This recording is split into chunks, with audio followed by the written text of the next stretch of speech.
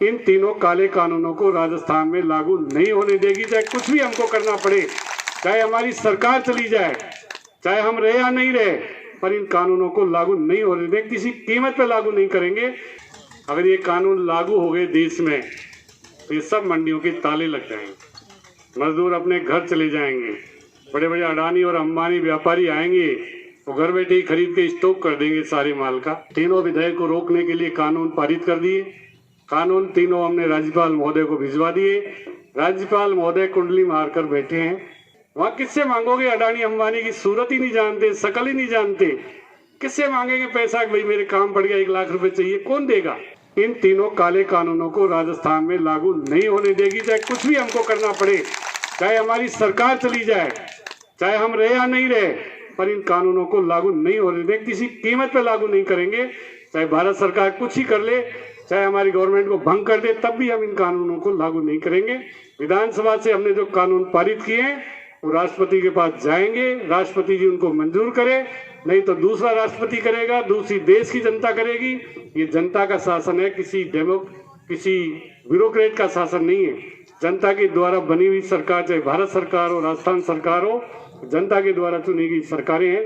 इन सरकारों को निश्चित रूप से जनता के प्रति जवाबदेही होना पड़ेगा। जनता क्या चाहती है, किसान क्या चाहता है, मजदूर क्या चाहता है, ये अगर हम इन चीजों को वहां नहीं उठाएंगे, इनकी पैरवी नहीं करेंगे, कौन करेगा पैरवी वहां पर?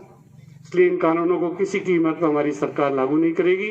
बंद मजदूरों की मजदूरी बंद, नए कानून जो केंद्र सरकार के आए हैं, अगर ये कानून लागू हो गए देश में तो ये सब मंडियों के ताले लग जाएंगे, मजदूर अपने घर चले जाएंगे, बड़े बड़े अडानी और अंबानी व्यापारी आएंगे, वो घर बैठे ही खरीद के स्टॉक कर देंगे सारे माल का, वही किसानों से खरीद लेंगे। व्यापारी मजदूर मुनीम क्या करेंगे? अब सोचिए, ऐसे काले कानून बनाए जिसका पूरे देश में किसान नहीं व्यापारी भी विरोध कर रहे हैं।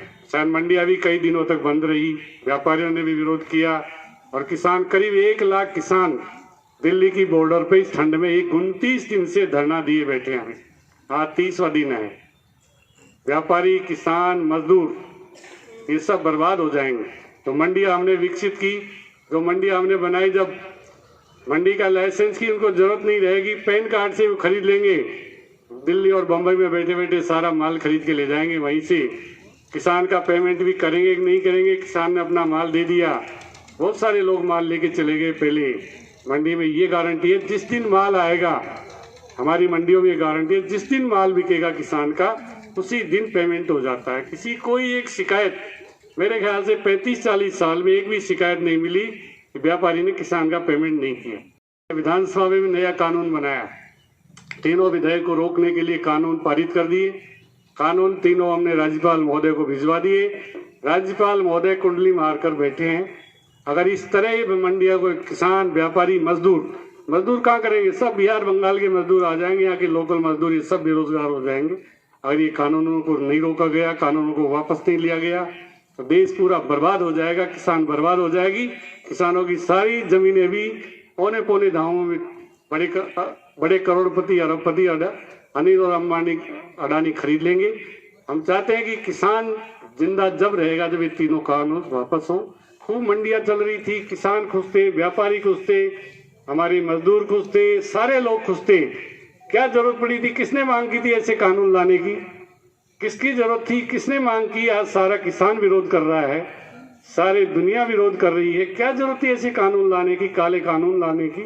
ये कानूनों के लिए वापस किसानों ने जो धरना दे रखा है, तो धरने का अच्छा नतीजा निकलेगा मेरी समझ में। पंजाब, हरियाणा और यूपी के किसान, राजस्थान के किसान भी हमारे शाजापुर बॉर्डर पर 30-40 हज़ार बैठे हैं। हम सबको किसानों की हौसला अफजाई के लिए, किसान जिंदा रहेगा तो मंडियां रहेगी, किसान जिंदा रहेगा तो मजदूरियां करेंगे मजदूरी, नहीं तो देश बर्बाद हो जाएगा, मंडियां बंद हो जाएगी, मंडियों के ताले लग जाएंगे। बाहरी माल खरीद लेंगे, टैक्स नहीं लगेगा, या तो टैक्स लगेगा, बाहर टैक्स नहीं लगेगा, कोई लाइसेंस की जरूरत नहीं, तो फिर कौन आएगा मंडी में खरीदने में? व्यापारियों का कौन माल खरीदेगा? इसलिए पहले ही फसल बो देंगे, उससे पहले ही खरीद लेंगे किसान से सीधी। ये देश के लिए सोचनीय विषय है, और हम इस मंडियों के विकास के लिए, राजस्थान के किसानों के विकास के लिए, आज किसान को अगर जरूरत होती फसल के पहले भी, व्यापारी उसको 10, 20, 50 लाख, 2 लाख वैसे ही दे देता है। भैया फसल में माल लाऊंगा जब दे दूंगा। बहुत सारे व्यापारी देते हैं, हमारे सब देते हैं, जिनके निजी लगे बंदे हैं सब देते हैं। वहां किससे मांगोगे? अडानी अंबानी की सूरत ही नहीं जानते, शकल ही नहीं जानते, किससे मांगेंगे पैसा? भाई मेरे काम पड़ गया, 1 लाख रुपए चाहिए, कौन देगा? ये सोचनीय विषय है।